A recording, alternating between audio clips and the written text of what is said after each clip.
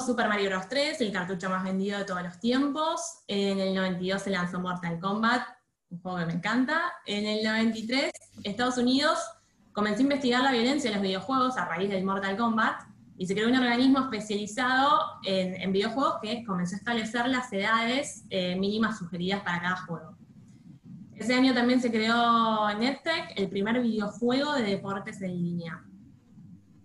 En el 94 Sony lanzó la PlayStation en Japón, en el 97 Bandai puso a la venta Tamagotchi, seguro varios lo tuvieron. En el 98 Pokémon llegó a Estados Unidos, se lanzó el Snake para los teléfonos Nokia, seguramente también lo conozcan. En el 99 se lanzó el Counter-Strike, en el 2000 se lanzó la Play 2 en Japón, que fue la consola más vendida de toda la historia. Se lanzó la Xbox. En 2004, bastante cerca, se fundó la Asociación de Desarrolladores de Videojuegos Argentinos, ADVA. En el 2006 Sony lanzó la Play 3 en Japón. En el 2008 se lanzó Google Play, hoy súper importante para la industria de videojuegos digital. En el 2011, o sea, como verán, fue una cosa atrás de la otra y en muy pocos años. Se lanzó Twitch, que es una plataforma de Amazon, de streaming de video en vivo. Los gamers seguro la conocerán, pueden seguir ahí competencias de eSports, aprender trucos, es una red social. En el 2012 King lanzó Candy Crush, se habría gastado plata en ese juego. En el 2013 Sony lanzó la Play 4 en Japón. En el 2007 recién se lanzó Fortnite y ya es un éxito mundial. También Movistar lanzó en España el canal de eSports, construyó todo un lugar para su club Movistar Riders de jugadores profesionales. Imagínense lo importante de esta industria hoy en día, para que haya un lugar físico especializado, un estadio construido por una empresa para estos fines. En 2009 Google lanzó Stadia, un servicio de suscripción para videojuegos en la nube, como un streaming, como Netflix, pero de videojuegos. Y este año Amazon prevé lanzar New World, su primer videojuego multijugador masivo en línea. ¿Por qué son importantes los videojuegos? Bueno, como saben, digamos, no solo creo que todos vamos a terminar como los personajes del libro o la película Ready Player One, y por eso elegí esta imagen, donde nos vamos a evadir del mundo real para sumergirnos en un mundo utópico, virtual, donde todo sea posible, sino también porque la industria tuvo un crecimiento exponencial en un plazo súper corto. Los videojuegos se diversificaron en distintos formatos, como vamos a ver más adelante, y cada vez son más populares. Cualquiera que tenga un móvil puede jugar, y cada vez existen más desarrolladores que tienen lugar y llegan fácilmente al público por la existencia de distribuidores digitales como Google Play. Aceptan unos términos y condiciones, pueden desarrollar y vender. Entonces, los videojuegos, que comenzaron siendo un fenómeno prácticamente dedicado a niños, se acercaron de a poco a los adolescentes. Hoy ya los adultos los juegan, las edades siguen aumentando, y si bien es cierto que el público mayormente es masculino y la industria también, la mujer también se está acercando al mercado. Y otro tema interesante es lo que está pasando con los eSports, que lo vamos a ver ahora en un ratito. Por eso, en todo este marco que mueve miles de millones de dólares a nivel mundial, tenemos que ver cuál es la protección jurídica que tienen los videojuegos, y ese es nuestro objetivo de hoy. Miren, por ejemplo, cómo creció la industria a nivel mundial en muy poco tiempo con respecto a otros protagonistas del entretenimiento, como eran la música, las películas. En 2001, la industria de los videojuegos era de aproximadamente 20.000 millones de dólares, y en 2021 va a ser de 180 millones de dólares. O sea, un crecimiento de 9 veces en 20 años. Tipos de videojuegos, y porque dentro de la industria de los videojuegos hay como subcategorías y cada una tiene vida propia. Existen diferentes formas o tipos de videojuegos dependiendo del hardware. Hay videojuegos que son exclusivamente para consolas, o sea, corren en un hardware dedicado, tienen un desarrollo caro. Igualmente hay una amplia variedad de géneros.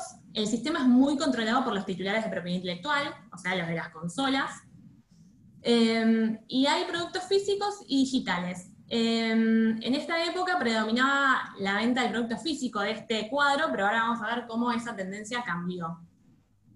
De paso les recomiendo que lean, si les interesa el tema, el libro de David Greenspan, Mastering the Game, que la verdad que es súper, súper útil para esta materia.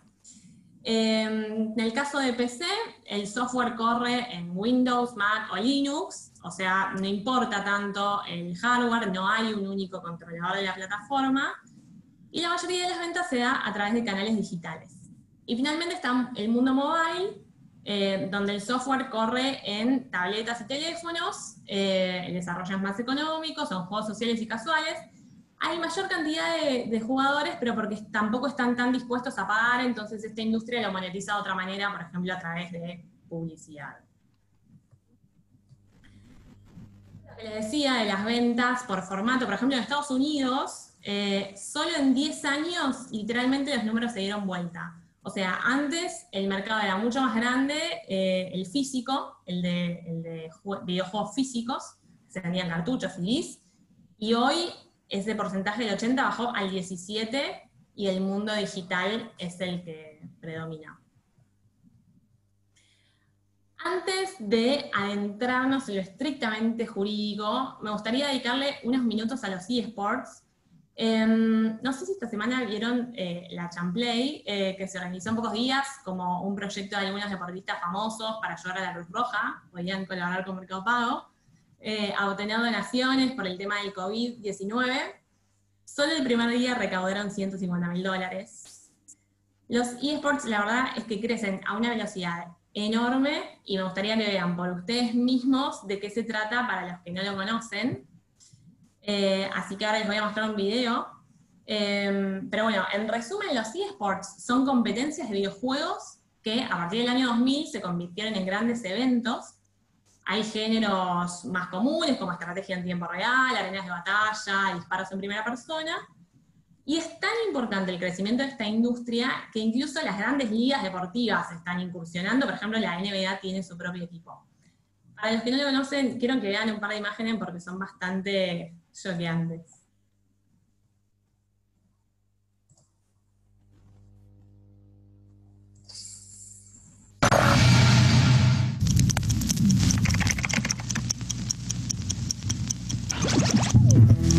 El éxito de los videojuegos online ha abierto un mundo de posibilidades inimaginable y una forma de vivir el deporte como nunca antes se había visto. Lo que comenzó como diversión con amigos se ha convertido, para algunos, en una profesión. Los eSports han llegado para quedarse y ahora tú puedes ser el protagonista. Clubes, organizaciones, competiciones o televisiones. Cada vez hay más agentes interesados en formar parte de un espectáculo que no ha hecho más que empezar. Pero siempre aflora la pregunta del millón. ¿Qué necesita un juego para que pueda ser considerado como un eSport?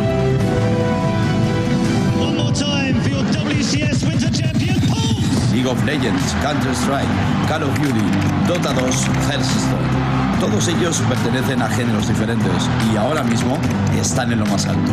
¿Qué es lo que tienen en común?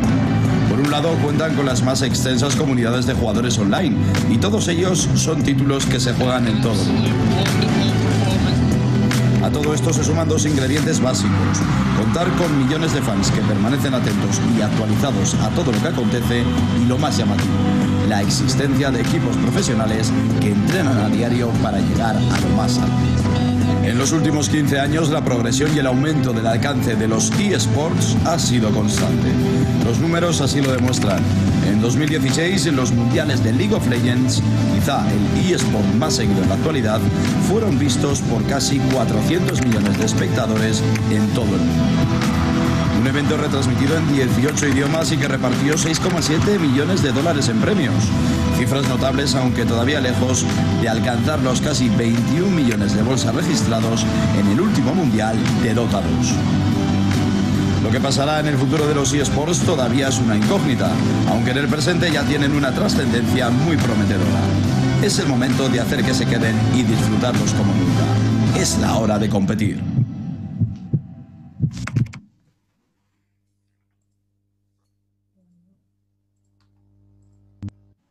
A mí la verdad que me impresionan bastante estos números, así que quería que ustedes los vean también. Vamos a volver a compartir pantalla.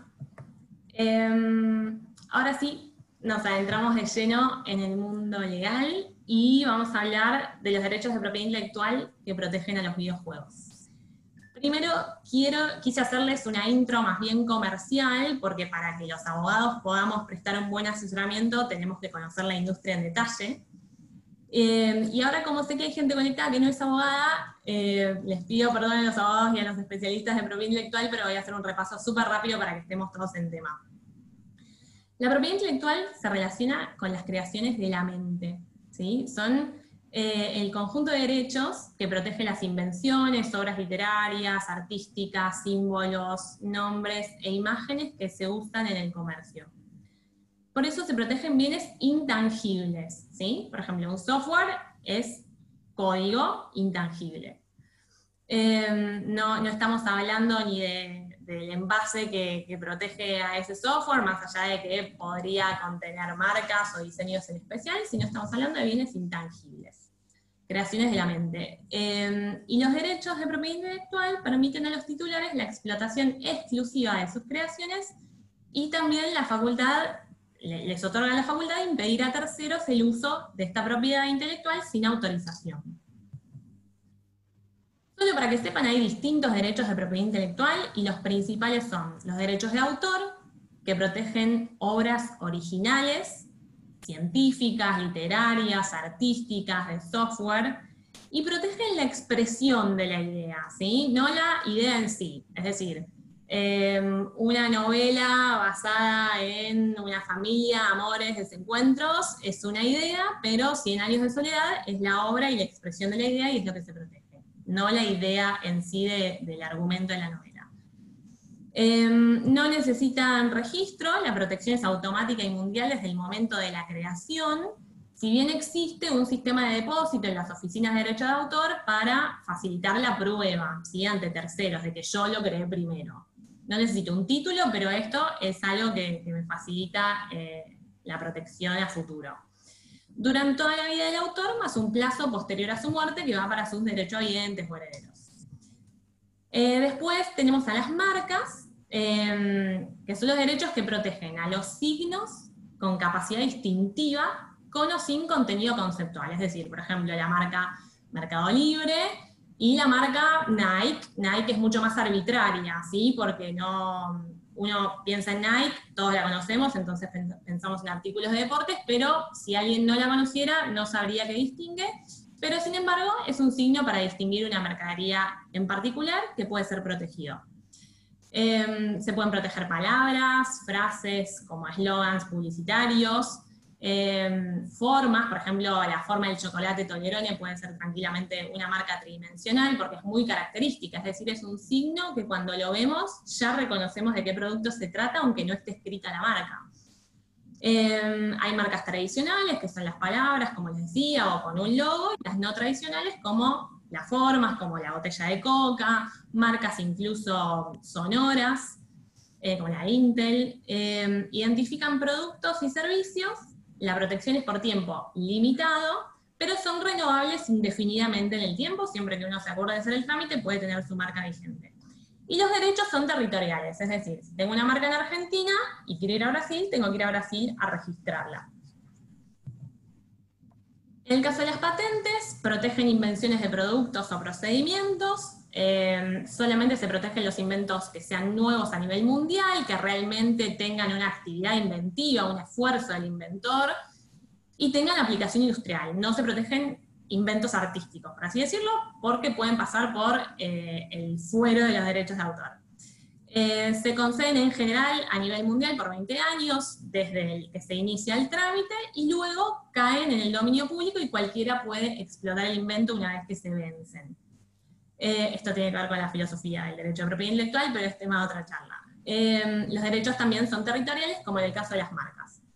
Y finalmente, los modelos y diseños industriales protegen la forma estética de un producto, tanto 2D como 3D, no protegen los aspectos funcionales, que por ejemplo si es una invención puede ser una patente, también la protección es por plazo determinado y pueden renovarse limitadas veces y también luego se pierden los derechos. Y son territoriales al igual que las marcas y las patentes. ¿Por qué les cuento todo esto? Porque antes de continuar, para entender cómo se protegen, con qué derechos de esos que vimos se protegen los distintos elementos de la industria de los videojuegos, quiero hacerles esta encuesta, a ver qué opinan con lo que saben o lo que aprendieron recién, y luego continuamos. Así pueden poner en pantalla la encuesta y la van a ver, pueden cliquear en el que más les guste. Vamos a dar unos segunditos para que voten.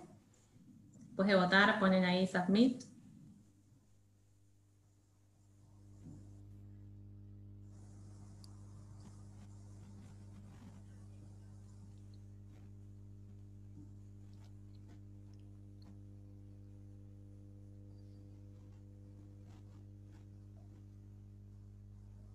Bueno, tal vez ya podemos ver los resultados. Yo tengo que votar también. Vamos a hacer así.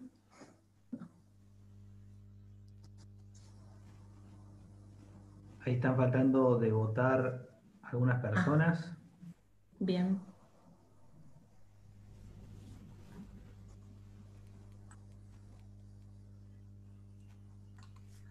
Ahí vemos los resultados en pantalla. Yo no les estoy viendo. Quizá me pueden contar porque estoy compartiendo. Ahí están. Bien, a ver qué tenemos. Derechos de autor, 30% aproximadamente, y todas son correctas, 65%. Muy bien. Bueno, la verdad es que sí, es que todas son correctas. La pregunta era un poco capciosa.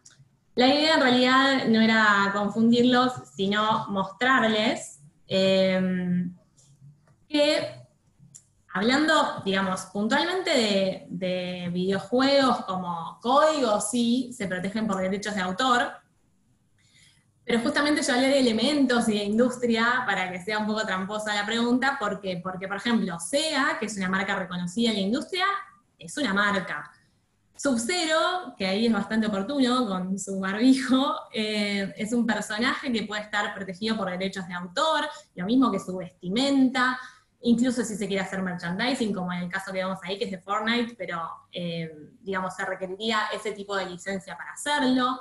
Ahí vemos que el joystick típico de PlayStation podría estar protegido por modelos industriales o marcas tridimensionales, y un casco de realidad virtual podría estar protegido por patentes.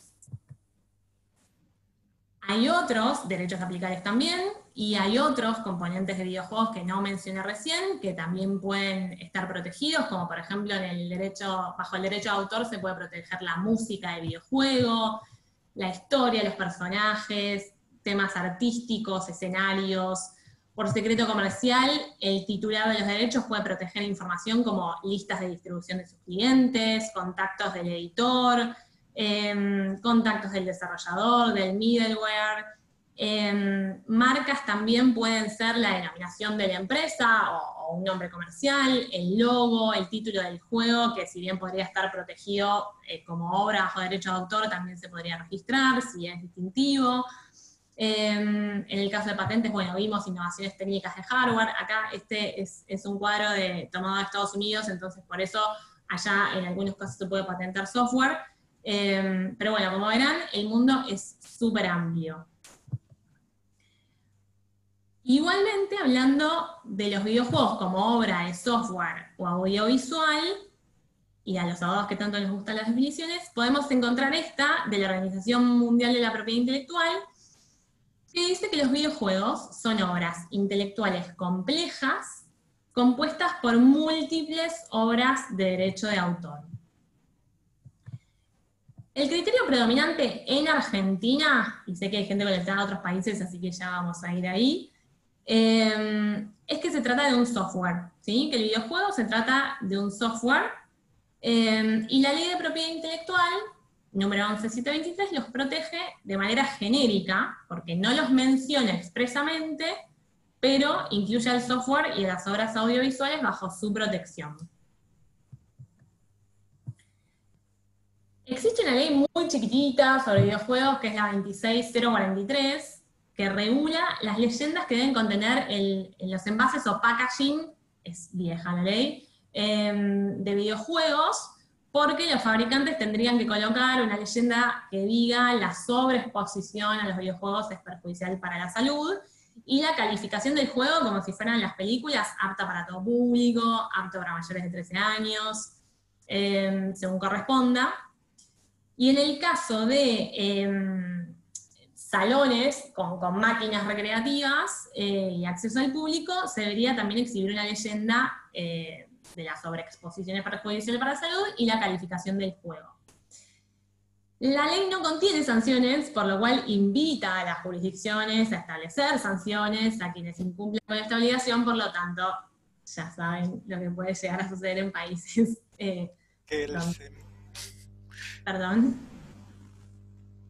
donde las leyes sean meras recomendaciones. También tenemos en Argentina la resolución 449 del año pasado del Ministerio de Producción, que modifica la ley de promoción de economía del conocimiento y otorga beneficios fiscales a la industria en materia de ganancias.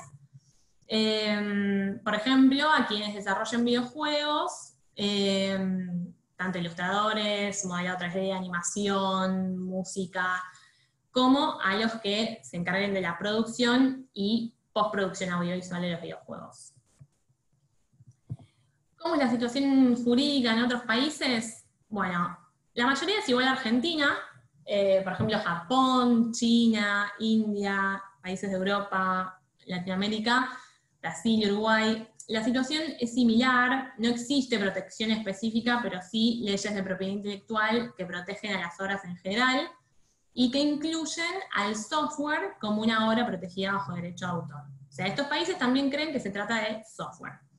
Ahora bien, si vamos a Estados Unidos, una de las mecas de la industria, es un poco más complicado porque los videojuegos están protegidos de manera genérica en la ley de copyright de Estados Unidos, pero no existe una clasificación clara, y entonces la protección va a variar dependiendo de cada juego y los elementos que predominen. Si predominan elementos audiovisuales, puede llegarse a considerar una obra audiovisual, y esto, bueno, incide en, esto hay que declararlo, ¿no?, al momento de depositar la obra, y incide en los derechos de los titulares. Y por supuesto, otras partes de los videojuegos se pueden proteger a través de otros de los institutos que vimos, como secretos industriales, marcas, patentes. Estos son los players de la industria. Son varios, por eso hay varios tipos de contratos asociados a estos players. Solo para que los conozcan, son los fabricantes de dispositivos y consolas, como por ejemplo Nintendo, Microsoft, Sony, los desarrolladores, que pueden ser internos, o de empresas subsidiarias, o exclusivos, o terceros, independientes. Después existen los distribuidores de los videojuegos tradicionales, que a su vez pueden ser los editores. Son, digamos, quienes terminan financiando muchas veces el desarrollo, como Epic Games, que es quien desarrolló Fortnite, bueno, Nintendo, Sony, Sega. Después están los distribuidores digitales, como Google, Apple, las telcos, que a través de sus plataformas como Google Play permiten distribuir fácilmente los videojuegos. Después existen otros titulares de derechos, y la enumeración no es exhaustiva, como los ingenieros de sonido, los probadores, y finalmente los gamers, y la industria no sería nada sin ellos. Como les había dicho, spoiler alert, es muy importante tener buenos contratos, o sea, porque recuerden que los videojuegos están compuestos al menos por dos partes principales, por elementos literarios y audiovisuales, guiones, diálogos, gráficos, escenarios, personajes, música y software. Y como no tenemos leyes específicas, como vimos, y completas sobre videojuegos, entonces es importante, para solidificar la protección jurídica, tener buenos contratos. Por ejemplo, un acuerdo de confidencialidad antes de hablar de ningún negocio, ninguna idea de videojuegos. Luego un contrato que asegure ese negocio si se da. Los contratos son los que verdaderamente van a regir la relación entre las partes.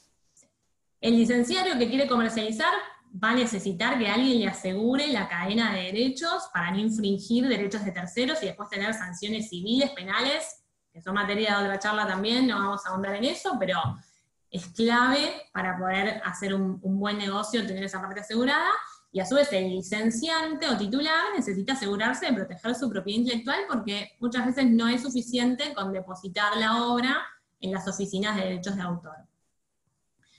Si bien existen varios tipos de contratos, como les decía, hoy vamos a ver, solo para que tengan, digamos, un ejemplo práctico de la industria, cuáles son las cláusulas de un contrato de licencia de distribución típico. También esta enumeración no es taxativa, pero la idea es que se lleven un poco, al menos que tengan en la cabeza qué deberían tener esos contratos como un checklist para que no fallen. En primer lugar, por ejemplo, en la Argentina tenemos que definir si vamos a hacer un contrato o una carta oferta por cuestiones impositivas. Esto no aplica en todos los países, pero para nosotros es importante. El lugar y fecha, que va a definir varias cosas en caso de que se omitan otras, como por ejemplo la jurisdicción. ¿Quiénes son las partes? En este caso, al ser un contrato de licencia de distribución, es decir, de comercialización de un videojuego, o sea, alguien contrata a otro o le pide permiso para comercializar esos videojuegos. Bueno, en este caso de distribución van a ser el distribuidor y el titular de derechos, que a su vez se va a encargar de conseguir todos los derechos que necesita para explotar su obra y no infringir. Después podemos tener un capítulo de definiciones que ayudan a la simplicidad del contrato. El objeto tiene que ser clarísimo, es decir, el corazón del contrato. ¿Qué es lo que pasa en ese contrato? Que ese contrato, bueno, debería ser la distribución de un videojuego determinado, ¿sí? Que debería estar bien claro cuál es, o si es un set, todos los que entran en ese contrato de distribución. Esto es clave, el tipo de licencia que se va a conceder, porque puede ser temporal, seguramente lo sea, puede ser sublicenciable o no, es decir, que ese distribuidor pueda a su vez contratar a terceros para llegar a más canales, puede ser exclusiva o no. Por ejemplo, en el caso que veíamos de las telcos, por ahí no es exclusiva porque todos quieren vender a través de los celulares, pero puede haber un videojuego que sea exclusivamente para PlayStation, consola, y ahí es importante aclararlo. También, por supuesto, el tipo de licencia va a tener que coincidir con el objeto del contrato, en este caso sería distribución. Otra cosa importantísima es para qué plataforma se va a licenciar la comercialización, puede ser PC, consola, móvil, como vimos. Tema de titularidad de los derechos y garantías sobre temas de propiedad intelectual, esto es súper clave. Algunas de las garantías van a ser que el licenciante sea el titular de todos los derechos licenciados para que el licenciatario pueda explotarlo tranquilamente, que la propiedad intelectual o la propiedad licenciada, ¿no? El videojuego no viole derechos de propiedad intelectual de terceros, que no existan litigios pendientes o potenciales que involucren lo que se está licenciando, que la celebración del contrato no viole otros contratos, y que el licenciatario también, para dejar tranquilo al licenciante, cumpla todas las normas a la hora de comercializar. El territorio de idioma, no es lo mismo que la licencia sea mundial que local para un país determinado, o varios.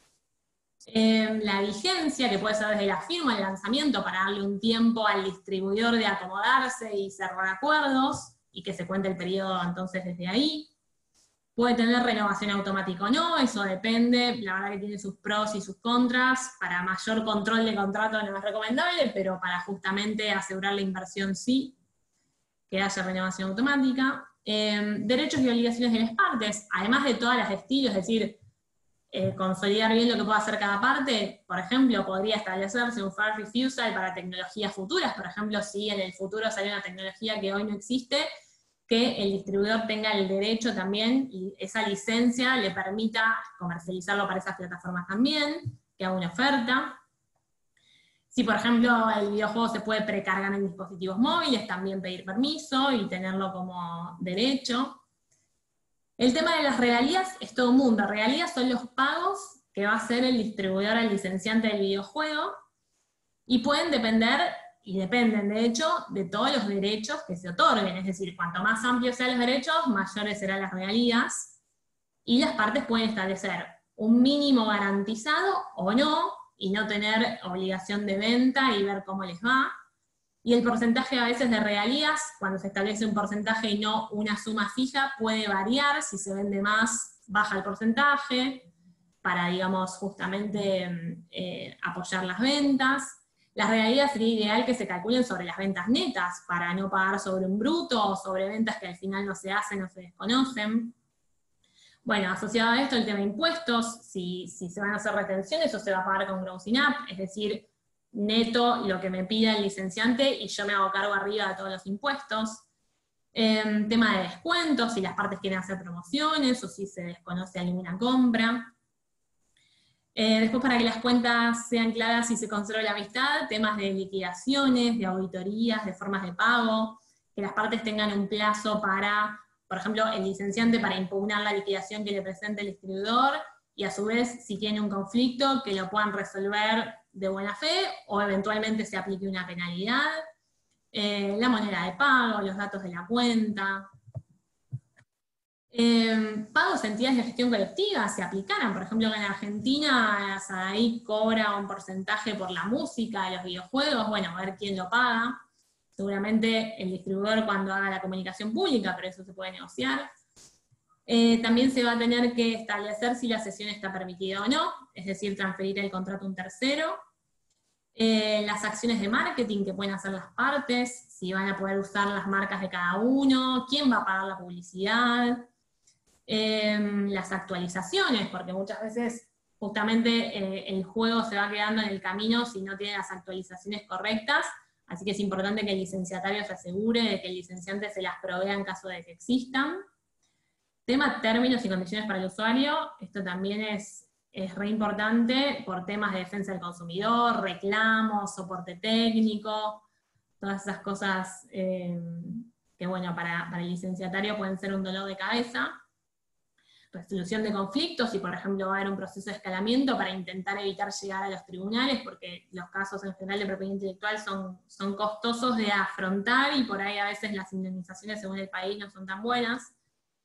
Cláusula de indemnidad, esto es importantísimo, es decir, que en caso de incumplimiento de una parte, la deje a salvo a la otra de reclamos.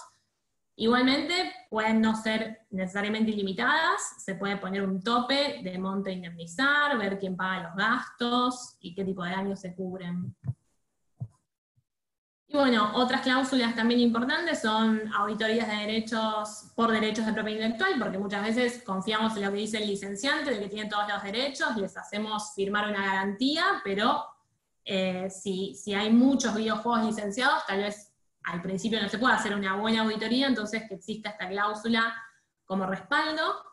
La cláusula típica de confidencialidad, si hay exclusividad o no, cómo se van a manejar los datos personales, por ejemplo, de los usuarios, que se cumpla con la normativa vigente. Temas de compliance, hoy las compañías grandes lo piden casi todas, así que hay que estar ayornados. Cláusulas de no vinculación entre las partes, para dejar también todo claro. Ley aplicable, jurisdicción, domicilios y notificaciones que van a ser tan importantes entre las partes durante el curso del contrato. Me gusta cerrar con este tema. Para mí, los únicos negocios y las únicas compañías que van a poder seguir adelante son las que sean responsables y sustentables. Y yo soy fan de la tecnología, pero más me gusta cuando esa tecnología se centra en el bienestar de la humanidad, así que yo creo que las industrias que van a ser más exitosas van a ser las que tengan esta meta como norte. Así que bueno, eso es todo de mi parte. Ahora hay un espacio para preguntas si se quedaron con alguna duda. Bueno, acá Martina, voy pasando las preguntas que llegaron por el chat. Vamos a arrancar de la última, enganchando con el tema de los contratos y demás. Dicen, si existen cláusulas de términos y condiciones que permitan violar la privacidad de ciertos usuarios o el uso de datos, o amplíen, digamos, ciertas potestades para los titulares de los videojuegos? A ver, seguramente existan, no quiere decir que estén bien, habría que ver la normativa de orden público en cada país. La verdad que en materia de datos sí hay normas muy específicas en cada país y que son de orden público, entonces deberían tenerse en cuenta antes de distribuir ningún videojuego que no las cumpla. Igualmente es un tema muy sensible y que a veces da miedo y los usuarios a veces están confundidos con las cosas que las compañías pueden hacer con datos, que muchas veces usan datos de manera anonimizada y cumpliendo con la normativa de datos. Por lo tanto, recomiendo, digamos, siempre estar a derecho y tener en cuenta esa normativa, pero tampoco asustarse. El Big Data es súper importante para muchas industrias y para la comodidad de todos nosotros, todos los días, en muchas circunstancias. Y después los usuarios siempre tenemos el derecho de aceptar o no. Y contra eso no hay nada que hacer, así que somos también nosotros responsables de lo que aceptamos. Bien, acá agrupo alguna serie de preguntas relativas a sociedades de gestión colectiva y música en videojuegos. Dice si existe alguna recomendación en materia de derecho de autor o de gestión de los derechos musicales para negociar las cláusulas del contrato y cómo funciona la sociedad de gestión colectiva respecto de los videojuegos. Bueno, como les contaba antes, voy a hablar del caso de Argentina. Yo me especialicé acá, pero en general sí, las sociedades de gestión funcionan más o menos parecido en todos los lugares. Habrá que ver en cada caso, y según la normativa propia también de las sociedades de gestión, que en general baja de alguna norma, si tienen derechos para perseguir la comunicación pública de los videojuegos. Por ejemplo, en Argentina sabéis que los tiene. No recuerdo si el porcentaje va entre 3 y 1,5% de las ventas o la publicidad. Habría que verlo en la página donde están publicados todos los aranceles. Pero sí, la verdad que es algo a negociar. En general, el que hace la comunicación pública del videojuego y lo comercializa, en este caso podría ser el licenciatario, en general es quien paga, pero todo es negociable, o sea, mientras que se satisfaga a la entidad de gestión, con quien a su vez también se puede negociar, es suficiente. Bien. Otra relativa, hay muchos que están consultando por el uso del derecho de la imagen y los videojuegos. En ese caso, a ver, respecto al derecho de la imagen, respecto de los personajes y el uso de personas famosas en videojuegos o de obras, acá piden profundizar algunas condiciones o cláusulas o qué recaudos habría que tomar al respecto. Bueno, regla general, para usar la imagen o un derecho de un tercero hay que solicitar autorización. En general, el que se va a encargar de solicitar todas esas autorizaciones es el titular de los derechos del videojuego, así que el que haga negocios con ese titular tiene que asegurarse de que en los contratos existe una cláusula que diga que tiene todos los derechos de imagen de personas famosas, por ejemplo, para evitar infringir derechos de terceros, pero la respuesta es sí, se requieren autorizaciones. Y hay muchos elementos distintivos de una persona, no solo la imagen, la voz, hasta los tatuajes. Hay casos jurisprudenciales donde creo que era de la NBA, que un tatuador demandaba al titular de los videojuegos por usar los tatuajes de un personaje. Así que sí, hay que asegurarse de la cadena de derechos. Y un poco las cláusulas modelo, bueno, no había tiempo para desarrollar toda la cláusula, pero es importante que incluyan cuestiones de imagen, de voz. Lo mismo si después a raíz del videojuego se quieren hacer otras cosas como merchandising, también se necesita autorización adicional para salir, digamos, de la esfera del videojuego y pasar esos derechos de imagen a un juguete, por ejemplo, a la vestimenta, hacer disfraces de los personajes. Sí, es una larga cadena de autorizaciones. Bien, gracias Martina. Ahora, como mencionaste, los videojuegos son una obra compleja y en este caso había muchos derechos asociados. Hay algunos que preguntan en calidad justamente del registro, qué precauciones conviene tener en cuanto al registro, si hay que registrar estos derechos de manera separada o se puede hacer de manera conjunta. Se puede registrar como una obra audiovisual, como veíamos, pero está bueno también hacerlo por separado, el software, la música, personajes, marcas. La verdad, cuanto más se blinden los derechos, mejor. Por supuesto, dependerá del presupuesto. Pero sí, las grandes compañías en general tienen una protección diversa para cada uno de los elementos. Estamos pasados, pero bueno, si quieren hacemos una pregunta más. Bueno, a ver, hay muchas sobre también eSports y, a ver, preguntan justamente cómo se dirimen aquellas contiendas entre creadores de juegos o creadores de eSports cuando hay copias o emulaciones entre los juegos. Y ponen como ejemplo, por ejemplo, dicen el Pro Evolution Soccer y el FIFA, en la cual hay ciertas cuestiones que parecen que fueran plagiadas. A ver, es un poco, tiene como muchos aspectos la pregunta, me parece. Sí. Como bullets. A ver, el plagio en derecho de autores es un tema bastante delicado. Creo que en esta conferencia está Gustavo Yotz, que fue exdirector nacional de Derecho de Autor y lo puede explicar mejor que nadie, pero como les decía, no se protege la idea. O sea, si hay dos juegos de fútbol, y la verdad que va a depender mucho de la expresión de la obra por los titulares. Después, ¿qué más había involucrado? El tema de emuladores. Bueno, los emuladores tienen una fama complicada. Todo lo que sea crear de alguna manera obras derivadas como parches, como trucos, como cosas para modificar al videojuego y permitir avanzar más rápido, ganar o lo que sea, está bastante cuestionado en la industria.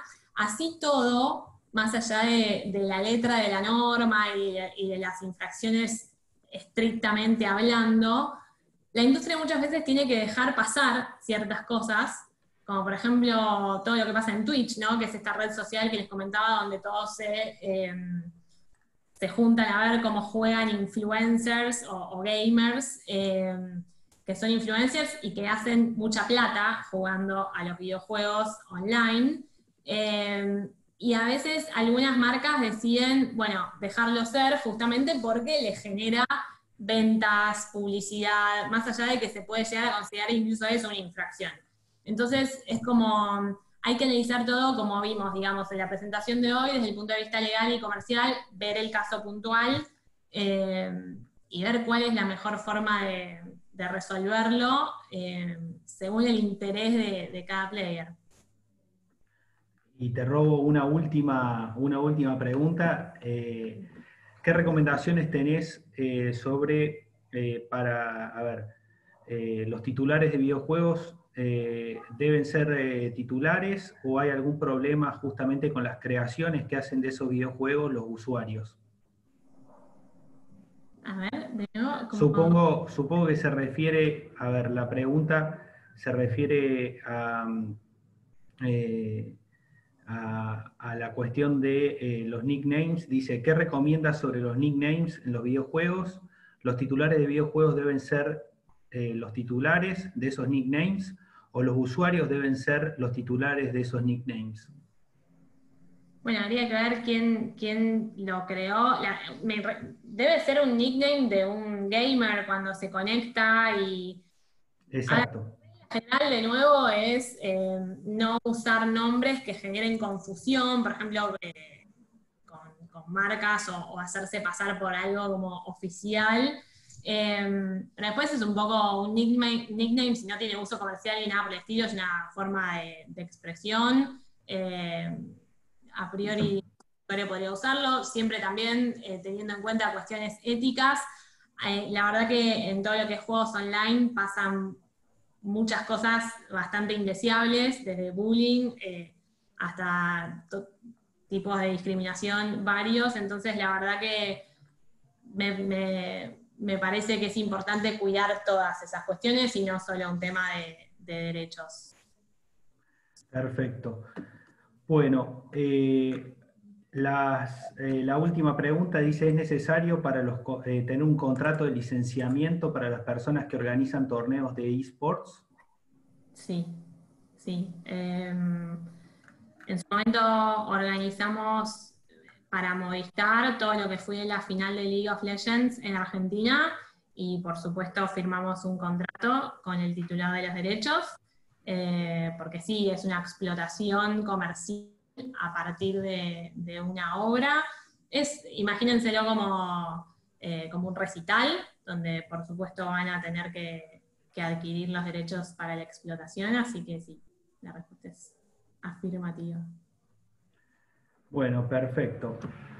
La felicitamos a Martina por esta charla y por toda la exposición. La verdad que se han mantenido a lo largo de la charla conectadas unas 290 personas, 300 personas.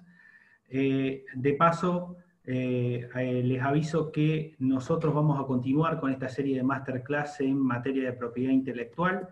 Allí les acabo de enviar a todos vía el chat la próxima masterclass que vamos a tener. La masterclass es acerca del COVID, el coronavirus y el sistema de patentes y las licencias obligatorias del sistema. A cargo de esa charla van a estar dos speakers muy importantes. Uno de ellos es Miguel Rapela y el otro speaker va a ser Martín Benzadón, quienes van a hablar y van a desentrañar las distintas cuestiones de las patentes, la emergencia sanitaria y las distintas declaraciones. Así que los esperamos a todos nuevamente el jueves 30 de abril, 18 horas, hora local de Argentina, para que podamos disfrutar. Pero bueno, llegamos hasta aquí. Le agradecemos nuevamente a Martina. Excelente charla, excelentes los comentarios que estoy recibiendo por el chat. Así que felicitaciones y gracias a todos ustedes que hicieron posible también esta gran audiencia.